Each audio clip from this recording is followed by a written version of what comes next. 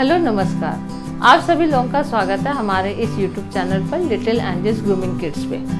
तो आप सभी से ये निवेदन है कि आप इस वीडियो को अंत तक जरूर देखें, क्योंकि इसमें हम कुछ समस्या के बारे में बताएंगे जो बच्चों को अब हम लोग फेस कर रहे हैं, बच्चों के साथ जब कांटेक्ट में आ रहे हैं तब। क्योंकि कोरोना के टाइम बहुत ऐसी चीज़ें थी जो बच्चों ने बहुत ही मिस किया है। एक तो कि टीचर्स और जो बच्चों का जो रिलेशन होता है उसको मिस किया है। तो बच्चे जो घर में थे वो जिस तरीके से बच्चों को ऑनलाइन क्लासेस करवाते रह गए, बच्चे बस उसको सिर्फ सुनने हैं और मतलब बोलना तो उन्होंने सीखा ही नहीं, और ना ही पढ़ना सीखा ना ही लिखना सीखा। तो बच्चे सिर्फ सुनते थे और बस मन में आया काम किया, मन में आया काम नहीं किया। तो अब हमारी यही कोशिश है कि जो बच्चों के अंदर जो समस्या आ रही है उसको हम बारीकी से देखें कि इनमें क्या समस्या आ रही है। क्योंकि कोरोना से पहले क्या था कि बच्चों में सब कुछ सही ठीक प्रकार से चल रहा था, बच्चों को पढ़ना भी आ रहा था, लिखना भी आ रहा था और पेरेंट्स भी इस बात पर ध्यान दे रहे थे। लेकिन कोरोना में क्या हुआ कि पेरेंट्स का भी वर्क फ्रॉम होम रहा और बच्चों को भी मज़ा आ गया। पेरेंट्स अपने मोबाइल में रखे हुए, लैपटॉप में लगे हुए हैं और बच्चों को सिर्फ मोबाइल दे दिया। बच्चे अपने तरीके से उसको पढ़ रहे हैं, देख रहे हैं, जैसे भी है अपने तरीके से कर रहे हैं। तो ना उन्होंने सिस्टमेटिक ढंग से पढ़ना सीखा और ना ही सिस्टमेटिक ढंग से लिखना सीखा। तो इसमें कई ऐसी समस्या आई हैं बच्चों के साथ। यदि हम चाहते हैं कि मतलब हम ये भी नहीं कह सकते कि हम पूरा ब्लेम बच्चों पे डालें, ऐसा भी नहीं है। कुछ हमारी तरफ से भी समस्या आई है, कुछ बच्चों की तरफ से भी आई है। लेकिन अब तो सब कुछ खुल गया है और जब बच्चे हमारे पास आ रहे हैं तो कई समस्याएं वो साथ लेकर आ रहे हैं जिसको हमें दूर करना है। और ये अकेले एक टीचर की बस की नहीं है ये सब समस्या को दूर करना। इसके लिए पेरेंट्स को भी इन्वॉल्व होना पड़ेगा और छोटी छोटी समस्या जैसे हम बता रहे हैं या फिर आप जहाँ भी अपने बच्चों को डालें स्कूल में, वहाँ पे यदि टीचर्स आपके साथ कोऑपरेट कर रही हैं, बता रही हैं, तभी आप बच्चों का विकास ठीक प्रकार से कर सकते हैं। तो कोशिश ये करिए कि जो पेरेंट्स की बताए हुए चीज़ों को ध्यान से सुने।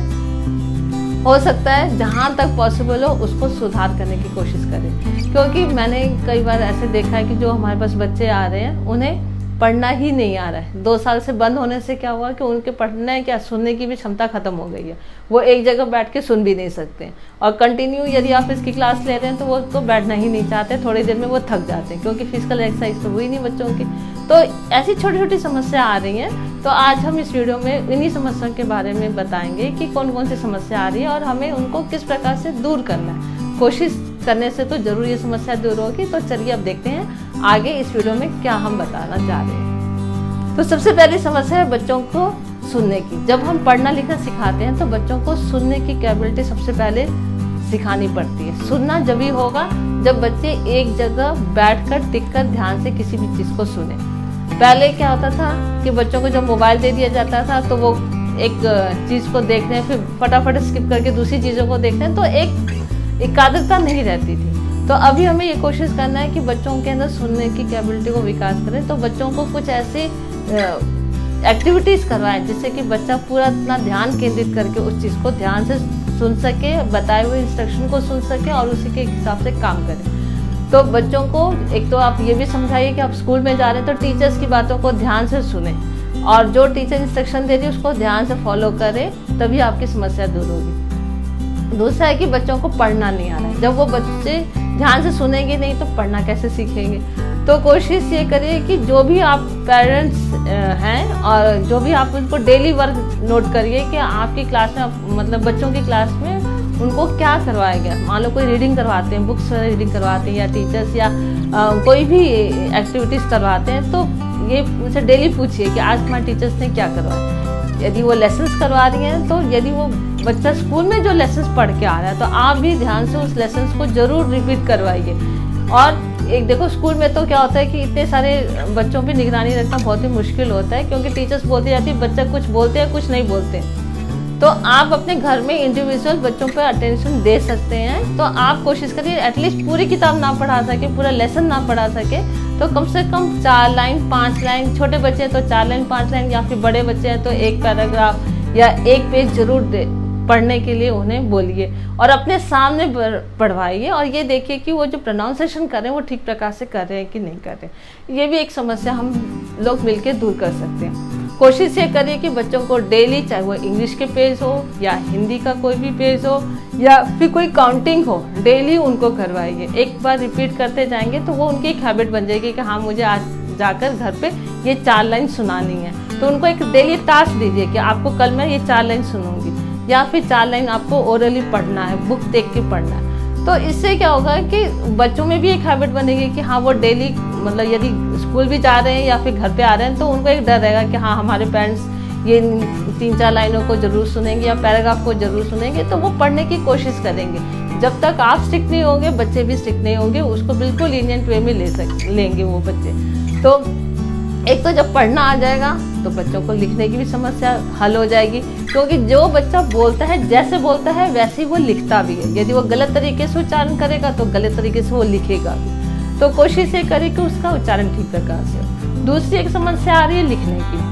अब आप उसको टाइम लिमिट बांध के दीजिए कि आपको इतने टाइम में ये पेज उसको देख के लिखना। सबसे पहले तो उसको देख के लिखने के लिए कहिए, क्योंकि इससे क्या होगा कि स्पीड बनेगी। डेली आप उसको 1 पेज राइटिंग दीजिए, एक तो राइटिंग भी सही होगा और दूसरा उसकी स्पीड बनेगी। ये नहीं कहिए कि आप उसको बस लिख के लाइए, ऐसा नहीं। प्रॉपर पंक्चुएशन का भी ध्यान रखिए, लाइनों का भी ध्यान रखिए और एक टाइम लिमिट बांध के रखिए कि आपको ये 5 मिनट में करके इतनी लाइनें देनी है या 10 मिनट में करके इतनी लाइनें देनी है। तो ये एक आप में भी एक ड्यूटी होनी चाहिए बच्चों को किस प्रकार से पढ़ाना है। तो एक तो बच्चों की जब कोरोना की वजह से स्पीड भी बहुत ही कम हो गई है। टीचर स्कूल में लिखती हैं, बच्चे पूरा ढंग से उतारते भी नहीं हैं, ना ही ब्लैक बोर्ड पे पूरा काम वो उतार के लाते हैं। फिर क्या होता है कि आधा काम उतारते हैं, ना पेरेंट्स को समझ में आता है कि टीचर्स ने क्या करवाया, ना ही बच्चों को समझ में आता है। तो कोशिश ये करिए कि ये हैबिट आप घर से ही एक डेवलप करिए, ताकि बच्चे स्कूल में जाके प्रॉपर तरीके से पूरा ब्लैक बोर्ड का काम उतार के लाएं और उनकी स्पीड अच्छी तरीके से बढ़े। अब जैसे कि एग्ज़ाम्स हुए, फर्स्ट टर्म के एग्ज़ाम्स में मैंने यही देखा कि बच्चों के नंबर सबसे कम आए हैं। मतलब जो परफॉर्मेंस जो कोरोना में था, पूरे भर के नंबर टीचर्स ने भी दिए, बच्चों ने भी लिए और बड़े खुश होकर लिए। लेकिन अब स्कूल खुलने के बाद तो बच्चों के नंबर बिल्कुल ही डाउन हो गए। इसकी समस्या यही है कि ना ही वो ठीक प्रकार से परफॉर्म कर पा रहे हैं, ना लिखने की प्रैक्टिस हो रही है, ना किसी भी चीज़ की। और दूसरा है कि बच्चों के अंदर जो मेमोरी पावर है वो ख़त्म हो गया। मतलब वो रटना ही नहीं चाहते, वो बिल्कुल ही नहीं चाहते कि किसी भी चीज़ को रट लें। 1-2 लाइन का आंसर है तब तो वो रट लेंगे। जहाँ वो बड़े बच्चे हैं 3-4 लाइन के आंसर आते, बस वो आंसर देख के डर जाते, मैडम इतना बड़ा आंसर है हमसे नहीं होगा। तो ये एक जो डर है बच्चों को कम करना है। मान लो छोटे बच्चे हैं तो आप उनको कोई भी आंसर से उससे बताइए कि आपको इस क्वेश्चन में से इतना पोर्शन तो आपका आंसर ही है, बस यही चीज़ आपको लर्न करनी है। एक हैबिट आप डेवलप करिए। पहले 1 वर्ड्स के आंसर दीजिए रटने के लिए, फिर 1 लाइन के आंसर दीजिए, फिर 2 लाइन के आंसर दीजिए। धीरे धीरे ही प्रैक्टिस करने से आएगा, क्योंकि बच्चों में रटना बिल्कुल ही ख़त्म हो चुका है। और जैसे बड़े बच्चे हैं उनको ये कोशिश करिए कि यदि बड़ी जो आंसर्स है, मान लो 5-6 लाइन के आंसर्स है, तो उसको तोड़ के एक जैसे सेंटेंस कंप्लीट हो रहा है उसको बोलिए कि अच्छा चलो अब इसे याद करके सुनाइए, फिर उसके बाद नेक्स्ट सेंटेंस पे आइए उसे याद करके सुनाइए। तो धीरे धीरे कोशिश करने से ही होगा, क्योंकि बच्चों में अब एक डर हो गया है कि अब मैं स्कूल में जाऊंगा तो मेरे नंबर कम होंगे या इस तरह के से, तो वो डर हमें ख़त्म करना है। तो ये कोशिश जब भी होगी जब पेरेंट्स भी इस पर ध्यान देंगे और टीचर्स भी इस पर ध्यान देंगे। तो डेली आप उनसे 4-5 लाइन सुनिए या 1-2 क्वेश्चन सुनिए, ताकि उनमें भी एक डर रहे कि हाँ मुझे आज घर में जाके ये सुनाना है, ये जो भी है। तो ये ड्यूटी दोनों की होनी चाहिए, चाहे वो टीचर्स हो या फिर पेरेंट्स हो। और दूसरा जैसे मैथ्स सब्जेक्ट्स में बच्चों को टेबल बिल्कुल ही नहीं आ रहा, जो आ रहा था वो भी अब भूल गए, क्योंकि उनमें मेमोरी जो है उसमें रटने की कैपेबिलिटी तो ख़त्म हो चुकी है। तो ऐसा नहीं है कि हम नहीं सिखा सकते, हम कोशिश करेंगे तो ज़रूर सिखा सकते हैं। तो आप एक टाइम ड्यूरेशन बांधिए कि आपको ही 4 दिन में सिर्फ एक टेबल करना है। तो आप कोशिश करेंगे तो धीरे धीरे करके बच्चे टेबल याद कर लेंगे, चाहे छोटे बच्चे हों या फिर बड़े बच्चे हों। अब डेली बस एक टेबल आप उससे बोलिए कि आपको 2 दिन में करके देखना है, मतलब सुनाना है मुझे और लिखना भी है। जहाँ वो एक टेबल कर रहा है तो फिर नेक्स्ट टास्क दे दीजिए कि उसको नेक्स्ट टेबल करना है आपको। तो ऐसे धीरे धीरे थोड़ा करके ही हम बच्चों के अंदर इस कैपेबिलिटी को विकास कर सकते हैं। तो कोशिश ये करिए कि बच्चों में रटना भी बहुत ज़रूरी है, समझना तो है ही और रटना भी, दोनों यदि कैपेबिलिटी होगी बच्चों में तभी वो अच्छी तरीके से कर सकता है। और रटना जब भी होगा जब वो समझेगा। तो क्वेश्चंस को जो भी है या लेसन्स है पहले बच्चों को अच्छी तरह से पढ़वाइए, उसको समझाइए और फिर उसके क्वेश्चन आंसर्स जो भी होते हैं, एक्सरसाइज वगैरह होते हैं, तो उनको बोलिए कि पहले अपने आप करके लाएँ, तो उसको चेक करिए और उसके बाद देखिए कि बच्चा ठीक प्रकार से वो कर रहा है कि नहीं कर रहा। तो बच्चों में एक जो रटने का डर है कि बच्चों में रटना नहीं आ रहा, वो सीधे पहले तो एक्सक्यूज बोल देते हैं कि मैडम हमसे होगा ही नहीं। तो ये जो डर है इन बच्चों में यही ख़त्म करना पड़ेगा, जब तक कि हम लोग पेरेंट्स और टीचर्स दोनों मिलकर इस पर काम नहीं करेंगे। ठीक है, तो अब दूसरा है कि बच्चों में सम्स।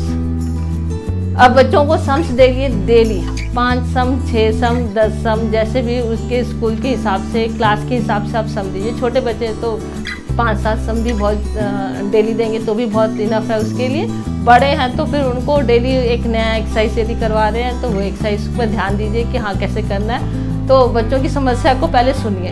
यदि उनको ये लगता है कि हाँ जब टीचर्स भी हमारी समस्या नहीं सुनेगी, पेरेंट्स भी नहीं सुनेंगे तो वो कहाँ जाएंगे। तो कोशिश ये करिए, पेरेंट्स से मेरा यही निवेदन है कि पहले बच्चों की समस्या सुनिए कि उनके अंदर क्या समस्या आ रही थी। देखो स्कूल में तो टीचर सबको इक्वल पढ़ाती, लेकिन कई बच्चे उसको जल्दी पिकअप कर लेते हैं, कई बच्चे नहीं पिकअप कर पाते। तो बच्चों की समस्या को सुनना बहुत ही ज़रूरी है। जब आप सुनेंगे तो आपको खुद इसका सोल्यूशन निकल जाएगा कि आपको इसको किस तरीके से ट्रीट करना है। हर बच्चा एक जैसे उसको ट्रीट करने की ज़रूरत नहीं है, हर बच्चे की ट्रीटमेंट अलग अलग होती है, क्योंकि बच्चों की कैपेबिलिटी होती है वो अलग होती है। हर बच्चे को हम एक मेथड से हम नहीं पढ़ा सकते, सबको पढ़ाने का अलग अलग तरीका। कुछ बच्चे धीरे पढ़ते हैं तो कुछ बच्चे बहुत तेज, कुछ बच्चे उसी टास्क को 2 मिनट में कर लेंगे और कुछ बच्चे उसी टास्क को 10 मिनट में लगाएंगे। तो कोशिश ये करिए कि बच्चों की पहले समस्या सुनिए कि ये कहाँ पे लैग कर रहे हैं, फिर उस समस्या का समाधान ढूंढिए ये कैसे हो सकता है। और हमेशा टच में रहिए, टीचर्स के टच में रहिए और कोशिश ये करिए कि समय समय पे पीटीएम मीटिंग, मैंने कई बार देखा कि पीटीएम मीटिंग होते है पेरेंट्स अटेंड ही नहीं करते। क्योंकि वो बच्चों की गलतियां निकालेंगे, वो पेरेंट्स सुनना नहीं चाहते। लेकिन यही गलत है, आप जाइए पेरेंट्स मीटिंग जरूर अटेंड करिए। कोशिश ये करिए कि जो भी आपकी टीचर्स, वो बच्चे की टीचर बोल रही है उसको ध्यान से सुने, क्योंकि ये एक ऐसा मीटिंग होता है जिसमें पेरेंट्स और टीचर दोनों ही समस्या का हल, बच्चों का क्या समस्या आ रहा है उसका हल ढूंढते हैं। तो जब भी हम अपने बच्चों को अच्छी तरह से उनके लाइफ में सक्सेस करवा सकते हैं। तो यदि फर्स्ट टर्म में नंबर नहीं आया तो कोई बात नहीं, बच्चों को डांटिए मत। देखो डांटोगे तो बहुत बुरा असर पड़ेगा, या तो बच्चा पढ़ना ही बंद कर देगा या तो ज़्यादा ही पढ़ने लग जाएगा। दोनों ही तरीका गलत है। तो मतलब पढ़ाना तो है हमें, तो ये नहीं कि 24 घंटा पढ़ाते रहिए, ये भी नहीं होना चाहिए। आप कुछ समय उसको खेलने के लिए भी दीजिए, क्योंकि कोरोना में क्या हुआ कि बच्चे घर में रह के फिजिकल एक्सरसाइज भी नहीं हुआ, और जब तक फिजिकल एक्सरसाइज नहीं होगा उनका मेंटल एक्सरसाइज नहीं होगा, सोशल एक्सरसाइज नहीं होगा। तो बच्चों को खेलना भी जरूरी है। यदि आपके मोहल्ले में ऐसा ग्रुप नहीं है खेलने का तो आप अपने बच्चों के साथ खेलिए, कुछ समय उनके साथ बिताइए ताकि उनका फिजिकल एक्सरसाइज हो सके। और जब बच्चे खेलेंगे तो उनके अपने आप ही डेवलपमेंट होगा। और एक खेल एक बहुत बढ़िया जो मेथड है, बच्चों को खेल खेल में पढ़ना भी सिखाइए। तो ये तो पेरेंट्स ही कर सकते हैं या फिर टीचर्स कर सकते हैं, तो या फिर दोनों को मिल के करना पड़ेगा कि बच्चों को प्लेवे मेथड्स के द्वारा कैसे पढ़ाया जाए, छोटे बच्चों को। और बड़े बच्चों को भी हम ये नहीं कि पढ़ो पढ़ो पढ़ो, ऐसा भी नहीं होना चाहिए। खेलने के लिए भी उनको समय जरूर दीजिए। और कई बार मैंने देखा है कि जो पेरेंट्स हैं, अब कोरोना के बाद है, उनको बस ये लगा कि मेरे बच्चा को तो कुछ नहीं आता, ट्यूशन में डालो, और स्कूल भी जाए ट्यूशन भी जाए। बच्चा इसमें थक जाता है, स्कूल से भी आता है, ट्यूशन भी आता है, थक जाता है। तो आप इस टाइम को मैनेज करिए कि आपको स्कूल का टाइम क्या होना चाहिए, थोड़ा सा बच्चों को रेस्ट की भी ज़रूरत है, उसके बाद ट्यूशन का क्या टाइम होना चाहिए, उसके बाद बच्चों को खेलने के लिए भी टाइम दीजिए। ये नहीं कि पूरा दिन पढ़ाते रहिए, पढ़ लो बस, स्कूल से आओ ट्यूशन, ट्यूशन से आओ स्कूल, और फिर घर, फिर ऐसे एक ये रूटीन भी बहुत ही ख़राब है बच्चों के साथ। तो बच्चों को थोड़ा थोड़ा समय देते जाइए खेलने के लिए, ताकि उनका फिजिकल एक्सरसाइज ठीक प्रकार से हो सके। तो मेरा आप सबसे यही निवेदन है कि आप ज़रूर अपने बच्चों की समस्या सुने, उनको थोड़ा सा समय दें, क्योंकि एक ही बार में तो बच्चा रेस में नहीं भाग सकता ना, वो धीरे धीरे करके भागेगा। अब थोड़ा सा समय लंबा हो गया था कोरोना का, और बच्चों में हर तरह के डिमेरिट्स आने लग गए थे। तो ये समस्या हम लोग को मिलकर ही सॉल्व करना होगा बच्चों के लिए। तो आप लोगों को यदि हमारा ये पढ़ाने का सुझाव, बच्चों से रिलेटेड जो सुझाव हमने दिया, यदि अच्छा लगे तो हमारे इस वीडियो को अधिक से अधिक लाइक करें, शेयर करें, और यदि आप हमारे चैनल पर नए हैं तो सब्सक्राइब जरूर करिए। तो आप सबसे एक बार फिर से निवेदन है कि हम सब मिलकर, पेरेंट्स और टीचर्स मिलकर ही बच्चों की समस्या को एक बार हम दोबारा हल कर सकते हैं।